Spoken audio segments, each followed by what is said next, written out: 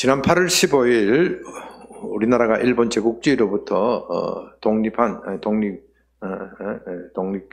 기념일이죠. 나라가 없는 민족은 뿌리 없는 나무와도 같습니다. 저는 이번 여름 청년들과 백두산 일대를 돌아다니면서 우리 민족의 서러움, 한을 맛볼 기회가 있었습니다. 그곳은 우리에게는 북간도라고 불려진 지역입니다. 그리고 그곳에서 동쪽으로 태평양 쪽으로 계속 가면 어디가 나오지요?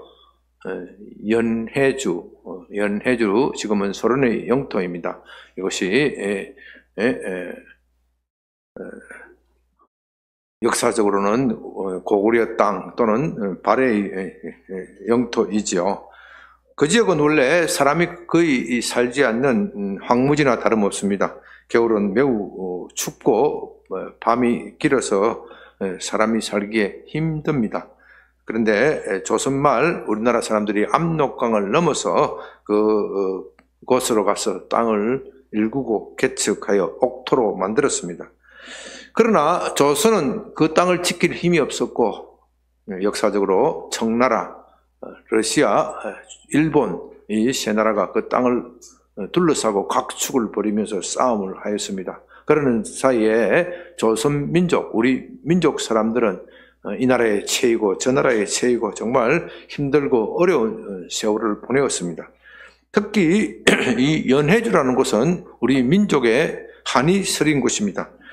소련이 일본과의 전쟁에 들어가자 스탈린이 조선 사람의 외모가 일본 사람과 비슷하다.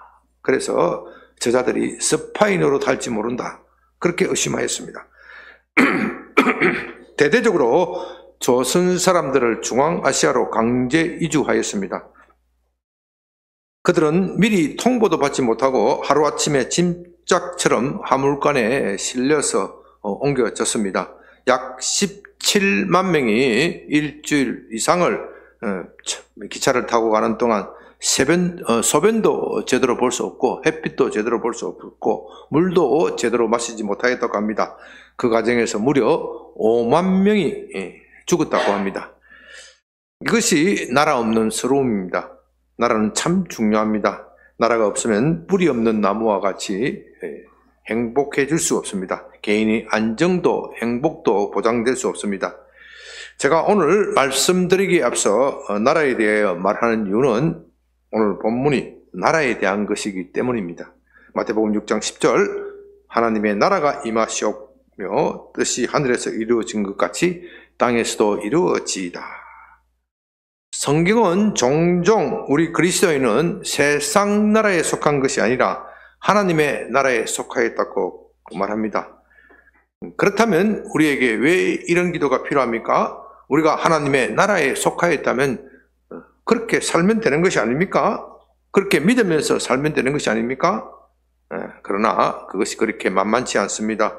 우리는 하나님의 나라에 속하였다고 하면서도 여전히 세상 나라 속에서 살고 있습니다. 어쩌면 우리는 그 두 나라와 함께 살고 있다. 두 나라에 끼어서 살고 있다. 그래서 이 기도가 더욱 절실히 필요한 겁니다. 이제 계속 말씀드리겠지만 하나님의 나라가 임한다는 것은 하나님의 뜻이 이루어진다 하는 것과 같은 뜻입니다. 그것이 다른 게 보이지만 사실상 그것은 같은 뜻입니다. 왜냐하면 하나님의 나라라는 것은 하나님의 뜻이 이루어지는 그곳을 말하는 것이기 때문입니다. 그래서 이 두 구절을 함께 살핍니다. 이미 말씀드린 바와 같이 하나님의 나라라는 개념은 주 기도문의 핵심 주제이기도 하지만 성경 전체를 관통하는 핵심 단어입니다. 그러므로 여러분들은 이 점을 제대로 이해하는 것이 매우 중요합니다. 우리 교회가, 한국 교회가 이 하나님 나라가 무엇인지 그 개념 자체를 파악을 못하고 있기 때문에 신앙이 왜곡되고 잘못되어 가고 있습니다. 그러므로 이것은 단지 신학적 문제가 아니라 교리적 문제가 아니라 우리 그리스도인의 삶과 직접 연결됩니다.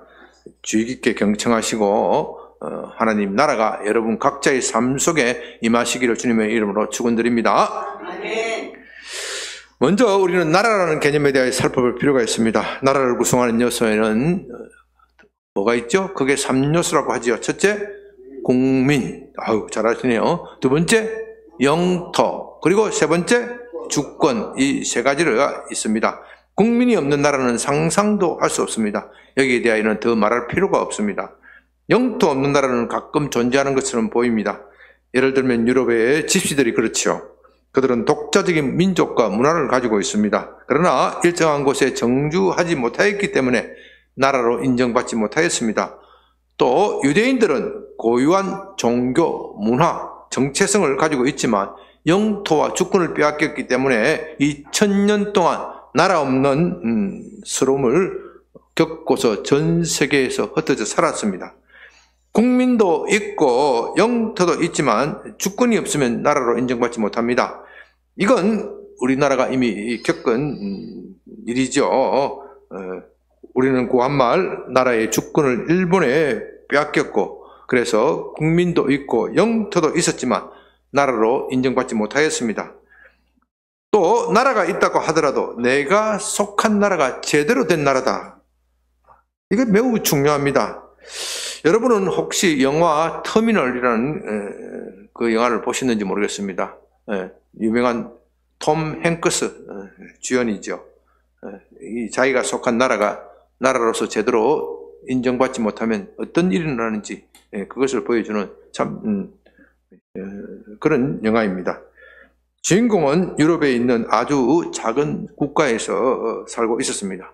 아버지는 전설적인 색스폰 연주자, 뉴욕에서 색스폰을 연주하는 전설적 연주자 베니 골슨의 열광적인 팬입니다. 주인공은 그 늙으신 아버지를 위하여 베니 골슨의 사인을 받고자 비행기를 타고 뉴욕으로 갑니다. 참 효자지요. 그런데 그가 비행기를 타고 가는 사이에 그 나라에서 쿠데타가 일어나 버렸고 정부가 사라져 버렸습니다. 그에게 여건을 발급한 나라는 일시적으로 없어져 버렸습니다. 그래서 그는 미국에 들어가지도 못하고 다시 자기 나라로 돌아가지도 못하는 흔히 말하는 대로 낙동강 오리알 신세가 되어버렸습니다. 그렇게 9개월 동안 공항 터미널에서 살다가 여러 사람들의 도움을 받아서 극적으로 미국에 입국을 하고 마침내 베니 골슨의 사인을 받아서 집으로 돌아간다. 뭐 그런 휴먼 드라마입니다. 영화가 괜찮은 영화니까 여러분들 시간 나시면 한번 보시기 바랍니다. 이처럼 나라가 없으면 우리 모든 삶이 뿌리가 없이 뿌리채 흔들리게 되어 있습니다. 또 나라가 있다 하더라도 그 나라가 어떤 나라냐, 내가 속한 나라가 어떤 나라냐 매우 중요합니다. 나라가 가난하고 문화 수준이 낮으면 외국에 가서 대접받지 못합니다. 반면에 나라가 크고 강하고 문화 수준이 높으면 자연히 그 사람도 어깨가 올라가게 되어 있습니다. 그런 점에서 우리는 지금 이 시기에 대한민국에서 살고 있다는 거 정말 감사해야 합니다. 역사상 지금처럼 우리가 잘 살고 또 세계적으로 인정받는 그런 시기가 없습니다. 온 세계가 한국을 존경하는 그런 느낌을 가집니다. 이제 이것을 생각하면서 성경이 말하는 하나님 나라에 대해서 알아봅니다. 여러분, 나라의 3요소가 뭐라 그랬죠? 국민, 영토, 주권. 여기서 3요소 중에서 하나님 나라와 관련해서 중요한 것은 통치권입니다. 통치권. 여러분 이것을 머릿속에 꼭 집어내야 됩니다. 그리스도인들이 이것을 제대로 이해하지 못하기 때문에 혼란을 일으켜요. 혼란을 일으켜가 내가 내 정체성이 무엇인지에 대해서 알지 못하고 내가 무엇을 해야 되는지 알지 못하는 겁니다. 하나님 나라를 할 때 무엇이 중요하다고요? 통치권.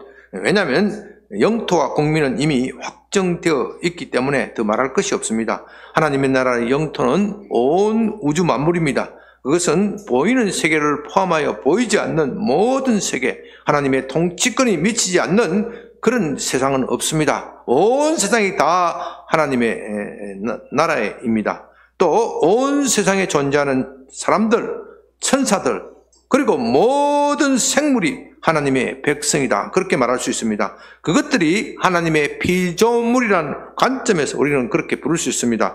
그래서 시편 24편 1절에서는 땅과 거기에 충만한 것과 세계와 그 가운데 사는 자들은 다 여호와의 것이다. 그렇게 선포합니다. 문제는 통치권입니다. 이 세상 모든 만물이 다 하나님께 속하였다면 모든 만물이 다 하나님의 통치에 복종하고 받아들여야 합니다. 그런데 어떤 존재들이 그 통치에 불복하고 반기를 들었습니다. 반역이 일어났다, 그 뜻입니다. 이런 일은 세상 나라에서도 종종 있는 일입니다. 늘 현 질서에 불만을 품고 정권을 빼앗으려고 하는 자들이 있고, 또 영토의 일부라도 떼어가려는 그런 세력이 늘 있기 마련입니다. 그렇게 되면 통치권이 일시 미치지 못하고 나라의 질서가 붕괴되어집니다. 그렇게 되면 백성들의 삶이 어떻게 돼요? 고달파지는 겁니다. 그럴 때 제대로 된 통치자라면 자신의 명운을 걸고 반드시 반역자를 철저하게 다스려야 합니다. 그런 반역자를 내버려두면 결국 통치권을 잃고 말게 될 것입니다. 이제 하나님의 나라는 바로 그런 관점에서 말하고 있는 겁니다. 온 세상은 하나님의 것입니다. 거기에 사는 모든 사람도 천사도 다 하나님의 것입니다. 그렇다면 그들은 모두 하나님의 통치권에 굴복하면서 살아야 합니다. 그런데 천사 중 일부가 하나님의 통치권을 거부하였습니다. 하나님처럼 되려는 야심을 품고 반역을 일으켰습니다. 그러나 그들의 쿠데타는 실패하고 하늘에서 땅으로 쫓겨갑니다. 이 반역의 천사들은 땅으로 쫓겨가서도 계속 반역을 도모합니다. 자기를 동조하는 천사들의 잔당들을 모으고 순진한 사람을 유혹하여 자기 편으로 만듭니다. 이렇게 하여 만들어진 나라를 우리는 세상 나라 또는 사탄의 나라라고 부르는 겁니다. 다시 말해서 지금 세상은 사탄이 왕처럼 군림하면서 통치권을 행사하고 있습니다. 그래서 성경은 사탄을 세상임금이다 또는 공중 권세 잡은 자다, 그렇게 말하고 있습니다. 여러분 이걸 잘 이해해야 돼요. 하나님 나라는 온 세상은 누구 거예요? 하나님의 것인데 거기에 뭐가 일어났다고요? 반역이 일어나서 일시적으로 사탄이 거기에 자기 왕국을 만들어서 왕처럼 군림하고 행세하고 있다. 그것이 지금 우리가 사는 세상이다. 이 세상이 비참한 지경에 빠진 것도 바로 이 사탄의 학정 때문입니다. 온 세상이 사탄의 지배 아래 잔혹한 학정에 시달리고 있습니다. 그런 것이 우리 눈에 보이지는 않지만 성경은 분명히 그렇게 말하고 있습니다. 요한복음 10장 10절에서 예수님은 사탄을 도둑놈이다, 강도다, 도둑놈이다 그렇게 부릅니다. 그가 온 것은 도둑질하고 죽이고 멸망시키려는 것뿐이다. 요한일서 5장 18절에서는 온 세상이 악한 자의 처하였다, 악한 자의 세력에 붙잡혀 있다 그렇게 고발합니다. 사탄은 폭군과도 같습니다. 폭군은 늘 주변 사람을 의심합니다. 조금이라도 마음에 들지 않거나 반역의 기미가 있다면 그렇게 느껴지면 가차없이 제거해버립니다. 아무 증거도 필요가 없는 겁니다. 사탄의 나라도 그렇습니다. 사탄은 사람을 학대하고 못살게 굽니다. 때로는 무자비한 폭력으로 사람을 억압하고 귀신 들림, 사람 폭력으로 사람을 억압하고 그것이 통하지 않으면 어떻게 해요? 거짓말로 속입니다. 그의 나라의 대표적인 특징이 가난, 기아, 질병, 불화, 요즘에는 중독, 마약 중독, 섹스 중독, 각종 게임 중독, 경제공황, 그리고 마지막으로 전쟁입니다. 전쟁. 세상에서 일어나는 이런 모든 불행 뒤에는 사탄이 있습니다. 물론 이런 문제에 대해 사탄에게 전적으로 책임을 돌리는 것, 그 문제가 있습니다. 사람도 분명히 책임져야 합니다. 그래도 사탄이 중요한 역할을 하는 것은 명백한 사실입니다. 제가 이 점을 강조하는 이유는 사람에게 책임을 돌리는 것은 누구나 다 알고 있지만 사탄에게 책임이 있다는 것, 사탄이 그 원인이라는 것을 잘 모르기 때문에 제가 강조하여 말씀드리는 겁니다. 그렇다고 해서 사람에게 책임이 없다, 그것을 가볍게 생각해서는 안 됩니다. 사탄은 한 개인이나 가정을 망치기도 하지만 때로는 국가나 사회 전체를 쥐고 흔들면서 혼란에 빠지게 하기도 합니다. 사탄에 사로잡힌 사람의 본질적인 징표는 하나님보다 자신을 높이는 겁니다. 여러분 이걸 잘 이해해야 됩니다. 본질적인 징표가 뭐라고요? 하나님보다 자신을 높이는 것. 다시 말해서 하나님의 통치를 받아들이지 않고 자기 마음대로 하는 것, 자기가 세상을 다스리고 싶어하는 것, 이게 뭐예요? 반역입니다. 그런 점에서 오늘날 사람들은 사탄에 사로잡힌 포로가 되었습니다. 정말이지 오늘날 사람들의 최종 관심은 언제나 자기를 높이는 데 있습니다. 자기만 행복해질 수 있으면 다른 사람들의 희생 따위는 아랑곳하지 않습니다. 그런 점에서 오늘날 사람들은 예수님께서 유대 종교 지도자들에게 질책하신 것처럼 사탄을 닮았습니다. 예수님은 유대 종교 지도자들이 하나님의 성전에서 하나님을 섬기지 않고 자기 배를 불리는 것을 보고서 그렇게 말하십니다. 너희는 너희 아비 사탄을 닮았다. 우리 모두 사탄을 닮아서 자기를 높이고 하나님 데렸고 합니다. 그러는 사이에 우리의 가정이 무너지고 있습니다. 부부 사이의 사랑은 실종하고 서로 상대방을 지배하려고 으르렁거립니다. 부모와 자식 사이에도 사랑은 식고 원수처럼 살아가는 가정이 얼마나 많습니까? 그러는 사이에 사람의 정신이 피폐해져서 정신병자들, 외로움에 지쳐서 정신병자들이 얼마나 많습니까? 이런 모든 일에는 사탄이 그 배후에 있습니다. 또한 사탄은 오늘날 정치와 군사 지도자들 사이에 배후에서 도사리고 앉아서 그들을 조종합니다. 오늘날 세계 질서를 지키는 가치가 무엇입니까? 사랑과 정의입니까? 아닙니다. 사람들은, 지도자들은 그런 것들이 말로는 중요하다고 입버릇처럼 그렇게 말하지만 그들의 행동을 보면 무엇을 숭배해요? 힘입니다. 힘. 정말이지 세상은 힘만 있으면 모든 것을 다 할 수 있다. 그런 가치관 속에서 살아갑니다. 왜 사람들이 돈을 벌려고 합니까? 왜 권력을 모으려고 합니까? 왜 명예를 쌓으려고 합니까? 무엇 때문에요? 힘. 내 마음대로 해보겠다. 그것이죠. 국가 사이에는 야구 강식의 시대가 되어버렸습니다.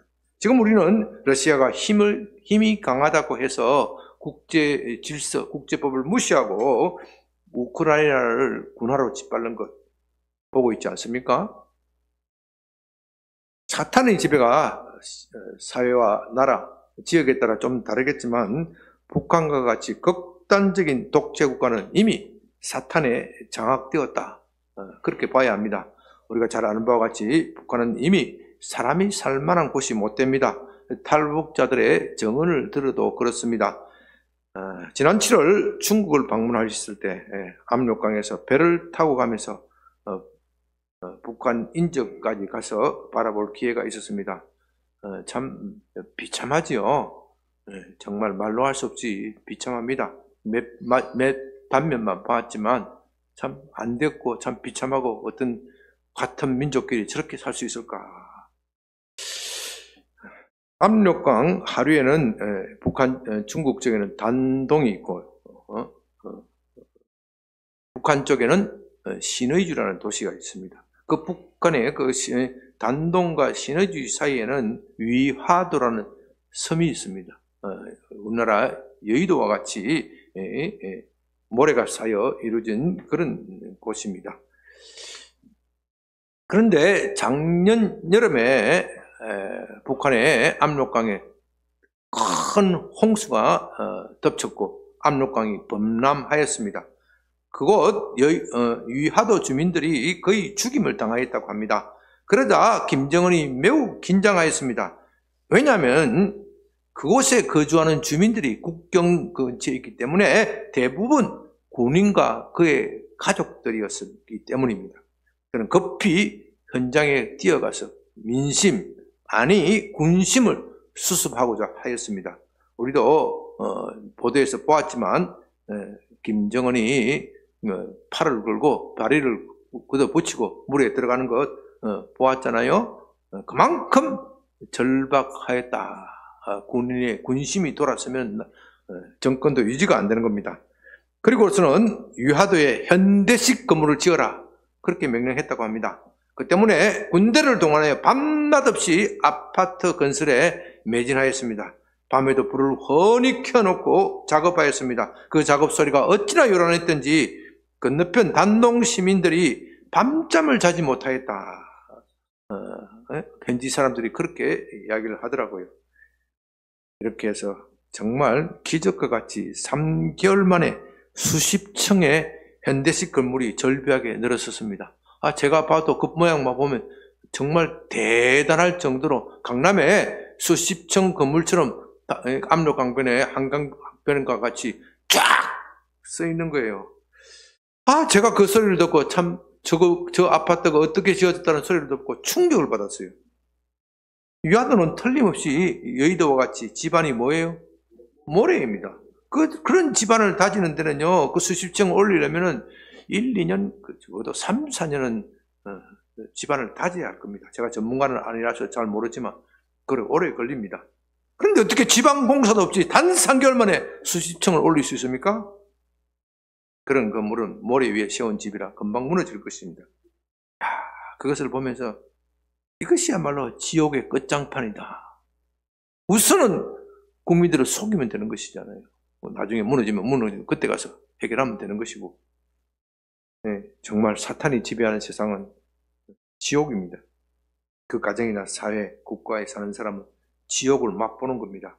그것이 우리가 사는 세상의 실체입니다. 그러나 이 지옥과 같은 세상은 하나님이 처음 의도하신 것은 아닙니다.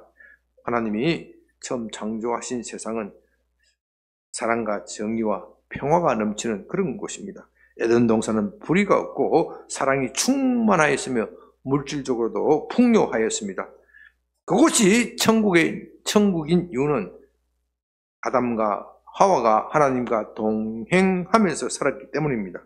다시 말해서 그들은 하나님의 통치권에 완전히 복종하면서 순종하면서 살았습니다. 하나님은 그들을 자기의 백성으로 삼아서 풍요롭고 멋지고 아름다운 세상을 선물로 주셨습니다. 그런데 사탄이 이 세상에 들어왔습니다. 먼저 하와를 유혹하였고 다음은 아담을 속였습니다. 하나님이 먹지 말라고 한 나무의 열매를 먹으면 눈이 밝아져서 어떻게 된다고요? 하나님처럼 될 것이다. 거짓말합니다. 그렇게 하여 이 땅에 반역이 시작되었습니다. 사탄에게 시작한 반역이 마침내 사람들에게 퍼져 나가고 말았습니다. 이 세상이 지옥이 된 이유가 바로 그런 이유입니다. 우리는 사탄에 동조하여 하나님의 통치를 거부하였고 그래서 이 땅은 지옥과 같이 변해버렸습니다. 그러나 하나님은 그래도 사람을 사랑하십니다. 비록 사람이 사탄의 깸에 속아서 하나님의 거부하고 반역하였지만 그래도 하나님은 사람을 사랑하셨고 그들을 구원하기로 작정하셨습니다. 그래서 그의 아들 예수를 이 땅에 보내십니다. 예수님은 사람의 몸을 입고 이 땅에 오셨습니다. 그것도 가장 낮은 목수의 아들로 오십니다. 우리와 함께 사시면서 인간의 비참함을 경험하십니다. 그리고 우리의 죄를 짊어지기 위하여 십자가를 지셨습니다. 그 십자가로 승리하시고 마침내 마귀에게 종노릇하는 우리를 풀어주고 자유를 주셨습니다. 그런데 여러분 좀 이상하지 않습니까? 예수님이 우리를 마귀로부터 놓아 주시려고 하면 마귀를 힘으로 굴복시키면 되는 것이 아닙니까? 왜 그렇게 힘들게 인간과 함께 살고 또 십자가라는 비참한 죽임을 당하시는 겁니까? 그 이유는 하나님 나라의 성격과 관련되어 있기 때문입니다. 하나님 나라는 힘으로 다스리는 것이 아닙니다. 물론 힘도 있어야 합니다. 그러나 그것보다도 더 중요한 것은 사랑과 정의입니다. 하나님은 예수의 십자가로 사랑과 정의를 보여주십니다. 그렇게 하심으로써 하나님이 다스리는 나라의 성격을 명확하게 보여주시는 겁니다. 예수님이 힘으로 마귀의 세력을 굴복시키고 사람을 놓아준다면 사람이 정말 행복해질까요? 여러분은 어떻게 생각하세요? 마귀가 물러가면 우리가 정말로 행복해질까요? 아닙니다. 인간 안에는 이미 반역의 씨가 우리 인간의 본성처럼 남아 있습니다. 이 반역의 씨가 제거되기까지는 우리는 하나님의 통치를 받아들이지 않습니다. 겉으로는 받아들이는 것 같지만 속으로는 결코 성복하지 않습니다. 그 반역의 씨는 언제나 하나님처럼 되려고 하는 그 교만한 마음, 이 교만한 마음이 뿌리째 제거되어야 참된 사랑과 정의의 나라가 되는 겁니다. 예수는 우리에게 있는 이 반역의 씨를 제거하기 위하여 이 땅에 오셨습니다. 그리고 우리를 참된 사람으로 회복하기 위하여 그렇게 고난을 겪으신 겁니다. 이제 예수의 고난을 목격한 사람들은 이렇게 말할 것입니다. 하나님이 나를 위하여 자기 아들을 아끼지 않으셨어. 도대체 나라는 인간이 도대체 무슨 짓을 한 것이지? 내가 왜 하나님의 사랑을 의심하고 하나님처럼 되려고 하였지? 나는 이제 진심으로 하나님께 돌아갈 거야. 하나님의 통치에 복종할 거야. 그렇게 생각하면서 진심으로 회개하게 될 것입니다. 그러면서도 자신의 참된 가치를 인정하게 될 것입니다. 나는 하나님이 사랑하신 귀한 존재다. 자기 자식을 아끼지 않고 나를 위하여 희생하셨다. 나는 정말 소중한 가치를 가진 존재야. 나는 절대로 나의 인생을 허비하는 일이 없을 거야. 나의 소중한 생명을 주님을 위하여 살아갈 거야. 예수님은 이렇게 우리로 하여금 참된 사람을 만들어주기 위하여 고난을 당하셨습니다. 그렇게 하심으로써 우리로 하여금 하나님의 통치권에 진심으로 굴복하게 하려는 것입니다. 그러므로 여러분은 성경이 하나님 나라라고 말할 때 그건 뭐라고요? 통치권을 말한다 하는 것을 이해해야 합니다. 그래야 하나님 나라가 이 땅에 임하게 해달라는 이 기도를 제대로 이해할 수 있습니다. 그런 점에서 하나님 나라는 불교의 극락과 전혀 다른 개념입니다. 우리나라 사람들은 불교의 극락 사상이 워낙 강하기 때문에 이 하나님 나라, 천국, 하나님 나라와 천국은 같은 개념입니다. 천국, 하나님 나라 이것을 제대로 이해하지 못합니다. 천국 하면은 언제 가는 거예요? 죽어서 가는 나라다. 믿는 사람들도 다 그렇게 생각해요. 천국, 믿어서 죽어서 천국 간다. 전도할 때도 죽어서 천국 간다. 그렇게 다 이야기해요. 그게 아니에요. 그 성경이 말하는 그건 반밖에 이야기하지 못하는 거예요. 반. 천국은 우리가 죽어서 가는 것이 아닙니다.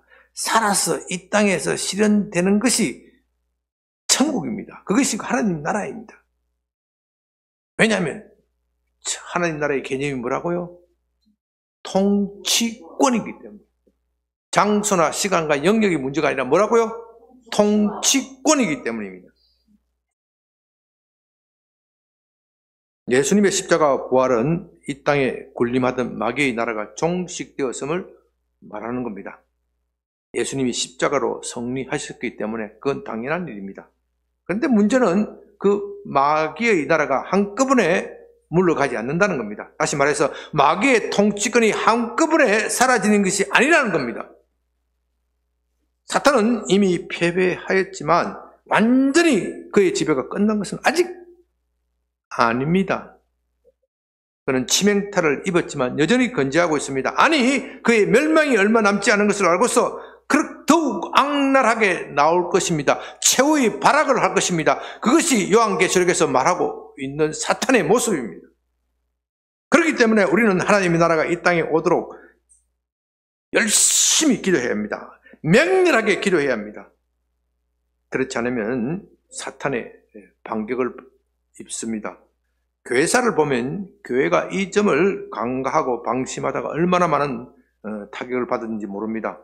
교회 안에서 분열이 일어나고 서로 시기하고 질투하고 심지어 전쟁을 불사하고 죽이기까지 하였습니다. 교회가 한때는 복음을 받아들이고 정말 천국 같은 이 교회 공동체에 어느 날 갑자기 사탄이 스물스물 끼어들다가 서로 시기하고 질투하고 교회가 지옥처럼 변한 일, 교회사에서 흔했습니다. 그만큼 사탄의 세력은 아직도 여전히 강합니다. 그렇기 때문에 우리는 어떻게 기도해야 한다고요? 하나님의 나라가 임하도록 기도해야 합니다. 예수님은 요한복음 17장 14절에서 이렇게 제 아들을 위하여 기도합니다. 내가 아버지의 말씀을 그들에게 주었사오매 세상이 그들을 미워하였사오니, 여기서 세상이라는 것은 우리가 사는 이 세상을 말하는 것이 아니고 마귀가 장악된 세상, 마귀에 의하여 조종받는 세상, 마귀에 의하여 형성된 가치, 이 마귀에 대한 형성된 가치 체계가 예수의 제자들을 미워한다. 왜? 예수의 제자들이 뭘 받았다고요? 말을 받아, 예수의 말씀을 받았다 그러잖아요. 예수의 말씀을 받아서 새로운 가치관 속에서 살고 있기 때문에 이상한 가치관이 들어왔다. 이들을 없애버려야 되겠다. 미워한다. 이는 내가 세상에 속하지 않은 같이 예수님께서 마귀의 세계에 속하지 않은 것처럼 예수의 제자들도 세상에 속하지 아니함이라.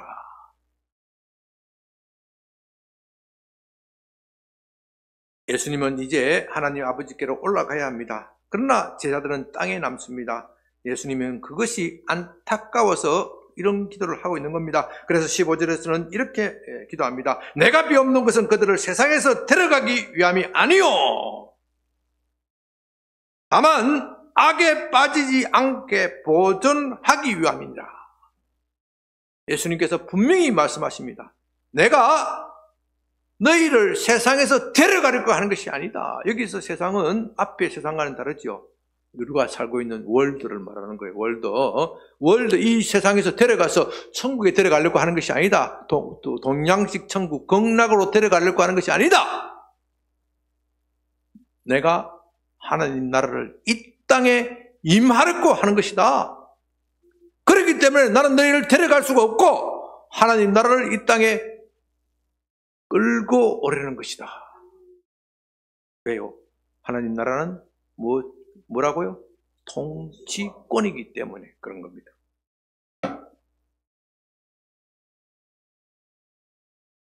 예수님은 성천하시고 제자들은 땅에 남아야 합니다. 그들은 땅에 남아서 하나님 나라를 선포해야 합니다. 예수님이 하셨듯이 마귀에게 포로 잡힌 자들을 놓아주는 일을 계속 해야 합니다.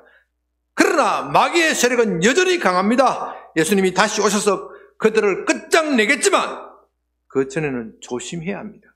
그렇지 않으면 심각한 화를 입을 수 있습니다. 그래서 하나님께서 그들을 보호해달라, 그렇게 간절히 기도하고 있는 것입니다.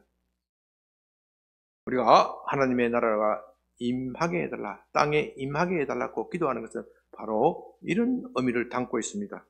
우리는 하나님이 사탄의 세력을 완전히 끝장내어 주시고 우리를 다스려 주기를 위하여 기도해야 합니다. 그래서 주 기도문에 이 대목이 있는 겁니다. 신학자들은 이런 그리스도인의 삶을 벌써, 그러나 아직, 영어로 하면 already but not yet 이라는 멋진 말로 표현합니다. 제2차 세계대전 때 연합군은 노르망디 상륙작전으로 독일군을 결정적으로 타격을 입혔습니다. 나치의 패망이 이미 결정되었습니다. 그러나 연합군이 베를린까지 진격하여 수백 킬로 남았습니다. 베를린까지 진격하여 나치 잔당을 완전히 소탕하기까지는 방심하면 안 됩니다. 독일군이 패배하였다고 하지만 그들은 여전히 중무장하고 있습니다. 오히려 끝이 얼마 남지 않은 것을 보고 최후의 발악을 할 것입니다. 이미 성리한 연합군이지만 신중을 다하여 진군해야 합니다. 그렇지 않으면 헛된 죽음, 개죽음을 당할 수 있습니다. 우리나라의 6.25 전쟁 당시 인천 상륙작전 때도 그렇습니다. 국군과 유엔군이 서울을 수복하기 전까지 광복의 날을 바라보면서 숨어 있던 사람들이 함부로 얼굴을 내밀면 안 됩니다. 단파 방송을 듣고 인천 유엔군이 국군이 인천에 상륙하였다고 해서 서울에 있는 사람들이 만세! 하고 나면 어떻게 되겠어요? 어떻게 돼요? 인민군이 찌도 새도 모르게 죽여버리는 겁니다. 개죽음을 당하는 것이죠. 지혜롭지 못한 겁니다. 그렇기 때문에 우리는 매 순간 하나님의 나라가 이 땅에 임하게 해달라고 기도해야 합니다. 성도의 삶은 마귀와의 전쟁입니다. 한순간이라도 방심하면 마귀가 우리를 점령하라고 덤벼들 것입니다.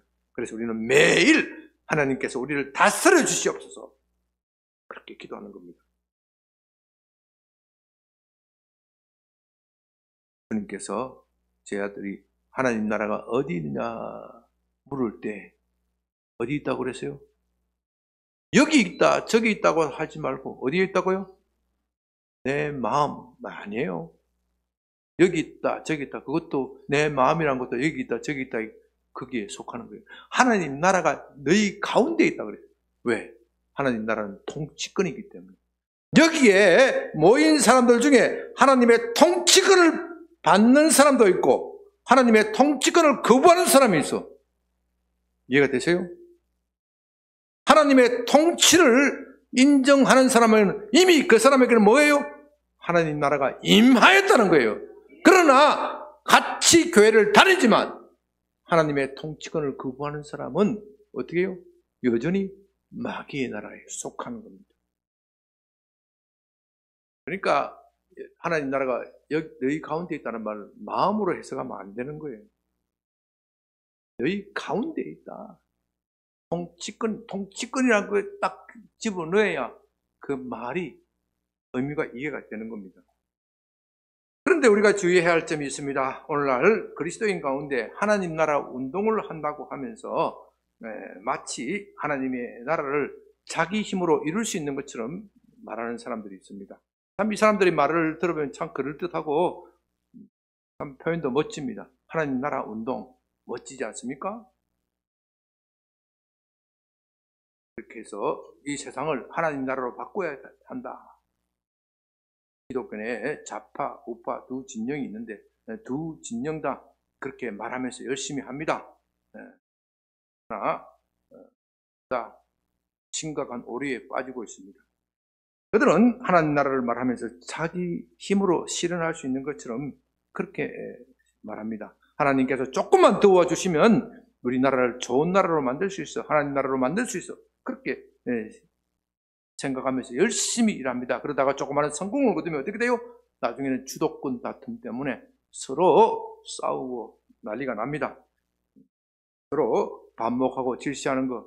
저는 너무나도 이런 것을 자주 보았습니다. 그러면 교회가 분열되는 것도 다 그런 이유 때문입니다. 교단마다 하나님 나라를 위한다고 하면서 하나님의 뜻을 위한다고 하지만 사실은 그렇지 않습니다. 하나님 나라는 말뿐이고 사실은 자기가 높아지려고 하는 겁니다.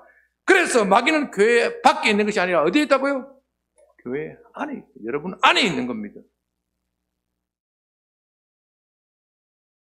이런 모든 것은요, 우리가 하나님 나라가 제대로 무엇인지 제대로 이해하지 못하기 때문에 일어나는 혼란입니다. 하나님 나라는 무엇이 문제라고요? 통치권이 문제라고 말씀드렸습니다. 우리가 하나님의 통치권에 대하여 더하거나 뺄 것이 하나도 없습니다. 여러분들이 지금 이 세상에서 제일 권력이 많은 나라의 대통령이 누구예요? 트럼프잖아요. 여러분들이 트럼프의 권력에 더하거나 뺄 게 있어요? 있어요? 답이 없어. 있어요, 없어요? 없어요. 아무것도 없어. 트럼프의 권력에 대해서 여러분들이 더하거나 뺄 것이 아무것도 없는데 하나님의 통치권에 대해서 여러분이 더하고 뺄 것이 어디 있어요? 아무것도 없어. 누가 감히 하나님의 통치권에 힘을 보탤 수 있습니까? No, 난센스예요. 누가 감히 하나님의 통치권에 손상을 가할 수 있습니까? 그것도 난센스. 우리가 할 수 있는 것은 아무것도 없습니다. 단지 우리는 그의 통치권을 받아들이느냐 마느냐 이것뿐입니다. 여러분이 복음을 위하여 살기를 원한다면 이 점을 분명히 해야 합니다. 복음을 위하여 산다고 하면서 이 점이 분명하지 않기 때문에 혼란이 일어나는 겁니다. 이제 우리가 해야 할 일은 그분의 통치권을 받아들이는 일입니다. 나 자신이 먼저 받아들이고 또 이웃에게 받아들이도록 권유하는 일입니다. 이 사회 모든 사람들이 하나님 나라에 하나님의 다스림을 받아들이라고 선포하는 것입니다. 그것이 바로 복음 전도입니다. 복음은 내 안에서 먼저 하나님 나라가 선포되어야 합니다. 그리고 나서 나의 가족, 이웃, 직장, 사회에 선포되어져야 합니다. 바로 그렇게 될 때 하나님의 통치권이 이 땅에 회복되고 하나님 나라가 이 땅에 임하는 겁니다. 바로 이것을 위하여 기도하라고 가르치신 겁니다. 말씀을 마칩니다. 예수님은 제자들을 이 땅에 데려가시려고 한 것이 아니라 남겨놓으셨다. 그 이유는 그들이 땅 끝까지 복음을 전하여야 되기 때문입니다. 언제까지요? 언제까지? 주님 다시 오실 때까지. 여러분들이 이것을 이해한다면 주님이 다시 오신다는 말의 의미를 제대로 이해할 수 있습니다. 여러분들이 이것을 모르기 때문에 목사들이 이것을 모르고 자꾸 요한계시록 강의를 하기 때문에 요한계시록이 아주 혼란스러운 책이 되고 말았어요.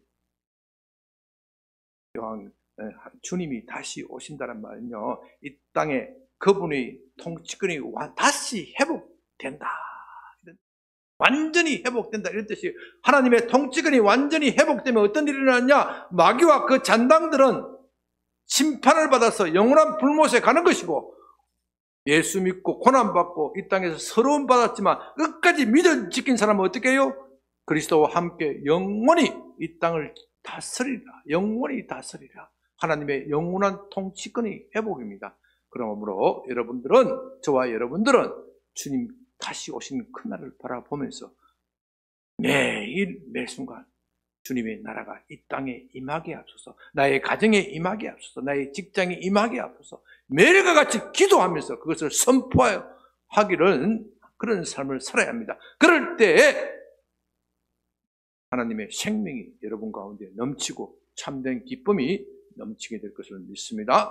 아버지 하나님 감사합니다. 우리에게 하나님 나라가 무엇인지를 가르쳐 주시니 감사합니다. 주님께서는 제 아들을 위하여 기도하시면서